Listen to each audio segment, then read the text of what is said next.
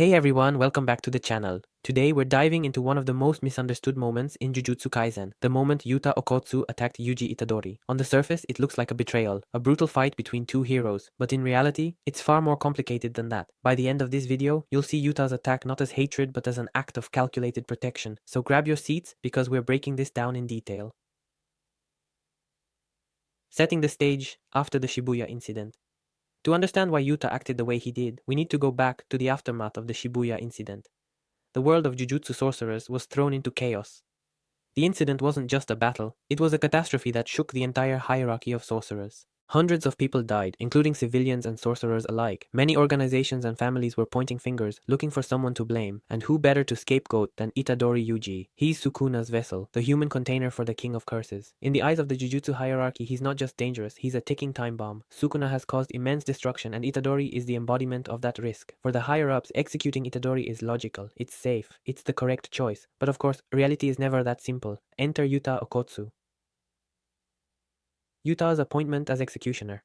Yuta isn't sent simply because he's a powerhouse. He's appointed because he's uniquely capable of handling the situation. Think about it. Sending anyone else would have been reckless. Itadori is a teenager, inexperienced in the ways of jujutsu politics and battles of extreme consequence. If someone less skilled were chosen, Itadori would be killed for real, with no chance of survival. Yuta is different. He has the strength, skill, and intelligence to carry out the execution while controlling the outcome. From the very start, he understands the delicate balance. He must appear as the executioner while secretly protecting Yuji.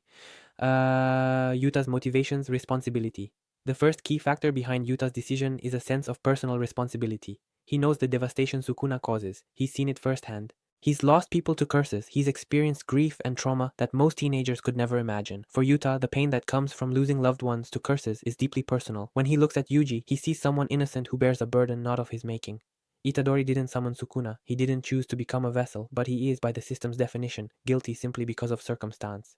Yuta feels the weight of that injustice and decides to act. He takes on the role of the executioner, but he's not doing it to punish Yuji. He's doing it because if the system wants a vessel eliminated, he's the only one who can carry it out on his own terms. Yuta's hatred for Sukuna, not Yuji. The second major reason is simpler to understand, but equally powerful. Yuta hates Sukuna. He does not hate Yuji. It's crucial to emphasize this. His anger, fear, and drive are all directed at the curse itself. Sukuna has destroyed lives, manipulated people, and caused endless suffering. From the system's perspective, removing the vessel seems correct, but Yuta sees it differently. He sees a chance to punish Sukuna while minimizing harm to Yuji. Every move he makes during their fight is carefully calculated. It's not personal animosity toward Itadori, it's precision against the threat that Yuji represents unwillingly. Now here's the part most people miss. Yuta's attack is strategic. He doesn't blindly follow orders. He doesn't accept the execution simply because the higher-ups said so. Instead, he controls the entire situation. Think about it. If someone else had been sent after Yuji, they wouldn't have hesitated to kill him outright. Yuji's raw power is impressive, but without proper experience or careful handling, any executioner would have succeeded.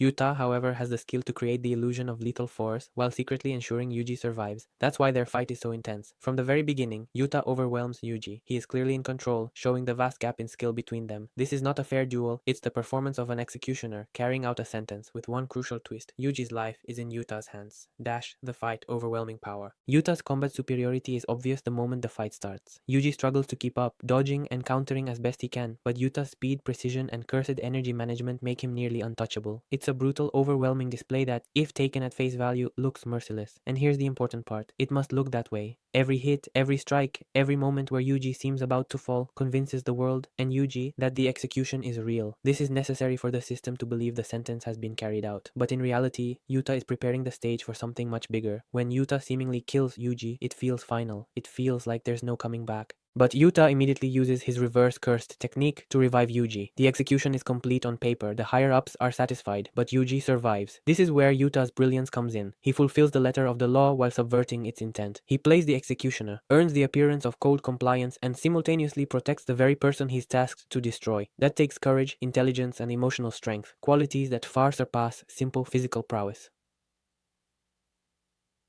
Sacrifice and moral weight. What makes Yuta's actions even more compelling is the moral burden he carries. He knows that, if discovered, his choice could be seen as treachery. He risks everything, his reputation, his position, his standing within the jujutsu world, to save Yuji. Yuta's sacrifice is unique. It's not his life, strictly speaking, but it is his honor and his role within the system. He carries the weight of pretending to be the monster so that Yuji, the true innocent, can live. That's the kind of moral and emotional strength that sets him apart from virtually every other character in the series. The larger implications. Had Yuta not acted, the consequences would have been catastrophic. Yuji could have been killed by someone else, someone who didn't understand the nuances of his situation. If Sukuna had emerged stronger or aligned with other enemies, the entire balance of power could have shifted, potentially endangering all of humanity. By taking control of the execution, Yuta not only protected Yuji, he preserved the possibility of hope. He ensured that the next battles would have a fighting chance, that the future of the Demon Slayer world remained intact. Conclusion: a hero hidden in plain sight. So, what does this tell us about Yuta Okkotsu? He didn't attack Yuji because he hated him. He attacked him because sometimes being a hero means looking like a villain. It means carrying the burden of decisions others cannot understand. It means using your strength to protect even when it requires deception, isolation, and immense moral courage. In the end, Yuta's actions are a perfect example of the complexity of heroism in Jujutsu Kaisen. The fight is brutal, yes, but it's not a betrayal. It's strategy, sacrifice, and protection all rolled into one. So, how did you see it? Was Yuta cold and calculating, or was he the only person capable of saving Yuji? Let me know in the comments below. And if you enjoyed this deep dive, hit that like button. Let's aim for 500 likes, and I'll make another video analyzing more hidden moments in Jujutsu Kaisen, including secrets about Yuta, Gojo, and Sukuna. Don't forget to subscribe and ring the bell so you won't miss it. Thanks for watching, and see you next time. Bye bye.